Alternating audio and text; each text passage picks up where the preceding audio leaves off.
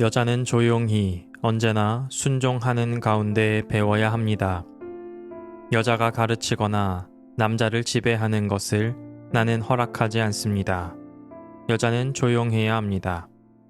사실 아담이 먼저 지으심을 받고 그 다음에 하와가 지으심을 받았습니다. 아담이 속임을 당한 것이 아니라 여자가 속임을 당하고 죄에 빠진 것입니다.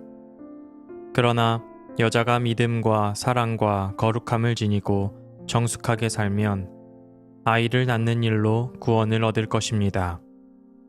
디모데전서 2장 11절에서 15절 말씀. 오늘 함께 읽은 디모데전서 2장의 후반부는 현대를 살아가는 우리에게 참 껄끄럽고 당혹스러운 문장들로 가득합니다. 여자는 조용히 언제나 순종하는 가운데 배워야 합니다. 가르치거나 남자를 지배하는 것을 허락하지 않습니다. 여자는 조용해야 합니다는 명령부터 아담이 먼저 지음을 받았고 하와가 속아 넘어갔다는 논리를 지나 종국에는 아이를 낳는 일로 구원을 얻을 것이라는 난해한 결론에 이릅니다. 아마도 이 말씀을 읽으며 마음이 많이 불편하셨을 것입니다. 마치 누군가의 입을 틀어막는 오래된 차별의 언어처럼, 혹은 현 시대의 상식과는 너무도 동떨어진 낡은 사고처럼 들리기 때문입니다. 만약 이 본문이 여성은 남성보다 열등하니 침묵하라는 규정이라면 우리는 이 말씀으로부터 어떠한 생명력도 얻을 수 없을 것입니다. 하지만 성경을 읽을 때 우리가 늘 염두에 두어야 하는 것은 성경이 당시의 시대의 상황을 반영하고 있다는 점입니다. 이 거칠고 불편한 텍스트의 숨은 결을 제대로 읽어내기 위해 우리는 2000년 전 에베소라는 도시의 가정으로 들어가 보아야 합니다. 당시 에베소 교회는 번듯한 종교 건물이 아니라 누군가의 가정집에 모여 예배드리는 가정교회였습니다. 또한 이 도시는 세계 7대 불가사의로 꼽히는 거대한 아데미 여신의 신전이 한가운데 버티고 있는 곳이었습니다. 여신을 섬기다 보니 여성 사제들이 막강한 권력을 휘두르는 독특한 주술 문화가 있었습니다. 강한 영향력이 있던 아데미 숭배의 문화가 교회 안으로 스며들었습니다. 그 영향을 받은 에베소 교회의 일부 아내들은 자신이 남편보다 영적으로 더 우월하고 신비한 지식을 가졌다는 헛된 생각에 빠지게 되었습니다. 급기야 이 아내들은 가정집에서 열리는 예배 모임 중에 자기 남편을 무시하고 강압적으로 가르치려 들거나 그들 위해서 군림하고 지배하려 했습니다. 이것은 당시로서는 대단히 위험한 행동이었습니다. 1세기 로마 제국 사회에서 가정 내 남편과 아내의 질서는 국가와 사회 전체를 지탱하는 가장 절대적인 근간이었기 때문입니다. 그리스도교 예배 모임에서 벌어지는 이 소란스러움은 당시 사회가 합의하고 있던 가정의 기초를 완전히 붕괴시키는 것으로 보였습니다. 만약 이대로 둔다면 로마 당국의 눈에 교회는 가정을 파괴하고 사회 질서를 어지럽히는 불온한 이단 종교로 낙인 찍혀 철저히 짓밟히고 말 상황이었습니다. 그래서 바울은 교회의 생존을 위해서 동시에 이단적 교만에 빠진 아내들을 향해 단호하게 말한 것입니다. 그러므로 오늘 우리가 마주한 이 낯선 문장들은 여성을 억압한 차별의 언어가 아닙니다. 교회를 무너뜨리려는 이단 문화로부터 생명의 공동체를 지켜내기 위한 치열한 생존의 흔적입니다. 불편했던 오늘의 본문을 몇 군데 살펴보겠습니다. 먼저 11절에 여자는 조용히 순종하는 가운데 배워야 합니다 라는 말씀입니다. 우리는 무의식 중에 이 구절을 여성의 입을 막는 억압으로 읽어왔지만 여기서 조용히 라는 말은 강제적인 침묵이 아니라 2절에 나온 조용하고 평화로운 생활을 뜻합니다. 아데미 숭배의 영향으로 가정교회의 질서를 뒤흔들던 소란을 멈추고 복음이 세상에 전해질 수 있도록 고요한 태도로 모범을 보여달라는 당부였습니다. 무엇보다 이 구절에서 파격적인 부분은 여성의 교육입니다.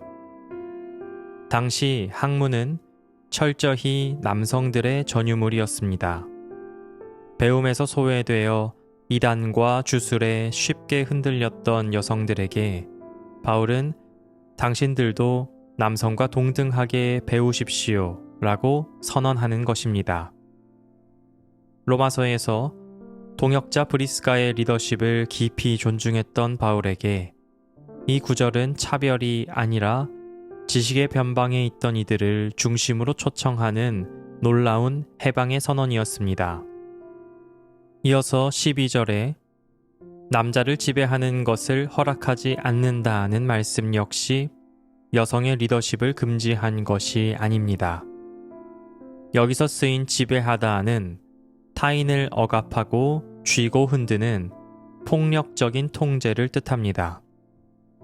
이 맥락에서 13, 14절에 아담과 하와 이야기가 등장하지요.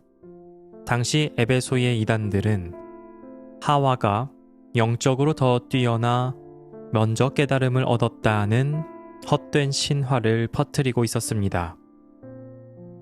바울이 창조 순서를 이야기한 것은 여성과 남성의 서열을 구분하기 위함이 아니라 진리에 대한 겸손한 배움 없이 얄팍한 우월감만으로 남을 짓누르려 할 때 누구든 하와처럼 미혹될 수 있다는 뼈아픈 경고였습니다. 마지막으로 15절에 아이를 낳는 일로 구원을 얻을 것입니다 라는 말씀도 여성을 출산의 도구로 묶어두는 족쇄가 아닙니다. 당시 여성들은 출산의 공포 때문에 아데미 여신의 주술에 매달리거나 반대로 육체의 삶 자체를 더럽게 여기는 이단에 빠져 있었습니다. 바울은 이 혼란 속에서 우리의 시선을 허황된 신비에서 지극히 현실적인 일상으로 가져옵니다. 생명을 잉태하고 기르는 그 아프고도 치열한 육체의 일상 한가운데에 하나님이 함께 하신다는 선언입니다. 허공에 뜬 관념적인 신앙이 아니라 땀과 눈물이 밴 평범한 일상을 거룩한 구원의 여정으로 긍정해준 참으로 따뜻한 위로의 말씀인 것이지요. 디모데전서 2장을 읽으며 우리 마음 한 구석에는 여전히 아쉬움이 남을 수 있습니다. 바울은 이 편지에서 1세기 로마 사회에 보편적으로 통용되던 가부장적인 가정의 질서를 완전히 뛰어넘지는 못했습니다. 교회가 세상의 방식과는 전혀 다른, 때로는 아주 파격적이고 혁명적인 평등의 길을 개척해야 한다고 믿는 현대의 우리에게 바울의 이러한 타협적인 자세는 분명한 한계로 다가옵니다. 하지만 1세기의 낡은 성별 프레임을 걷어내고 나면 이 문장들은 성별을 뛰어넘어 오늘 아침 우리 모두의 내면을 향해 매우 본질적인 삶의 태도를 묻고 있습니다. 배움의 태도와 권력의 태도입니다. 얄팍한 경험이 정답인 양 섣불리 남을 가르치려 들기보다 내 안의 편견을 잠재우고 진리 앞에 겸손히 귀 기울이는 고요한 배움의 자리에 먼저 앉아야 합니다. 나아가 가정과 일터에서 내게 주어진 힘을 내 방식이 옳다는 이유로 타인을 강압적으로 통제하고 쥐고 흔드는 폭력으로 사용해서는 안 됩니다. 복음은 권력의 방식을 통제와 지배에서 존중과 섬김으로 완전히 바꾸어 놓습니다. 비록 바울의 글에 시대적 한계가 묻어 있을지라도 그가 이 편지를 통해 지켜내고자 했던 것은 거짓된 교만에 흔들리지 않고 서로를 존중하며 진리를 향해 고요히 함께 자라가는 평화로운 생명의 공동체였습니다. 오늘 하루 우리가 머무는 가정과 일터가 내 큰 목소리로 남을 억누르고 이기려는 권력의 전쟁터가 되지 않기를 바랍니다. 대신 내 안의 소음을 낮추어 서로에게 귀 기울이기를 바랍니다. 그리고 거창한 신비나 종교적 허영이 아니라 묵묵히 밥을 짓고 일터에서 땀 흘리며 생명을 길러내는 그 평범하고도 눈물겨운 일상에서 믿음과 사랑과 거룩함을 품고 뚜벅뚜벅 걸어가시기를 바랍니다. 하나님, 우리는 연약하여 얄팍한 지식과 경험을 정답인 양 여기며 나의 목소리를 높여 누군가를 섣불리 가르치려 할 때가 많습니다. 우리 내면의 소란스러움을 잠재워 주십시오. 가정과 일터에서 내게 주어진 권위가 타인을 억누르는 무기가 아니라 서로를 존중하고 살려내는 따뜻한 섬김의 도구가 되게 해 주십시오. 무엇보다 오늘의 평범한 일상에서 가족과 이웃을 위해 흘리는 정직한 땀방울이 곧 하나님을 예배하는 거룩한 자리임을 잊지 않게 해 주십시오. 아멘.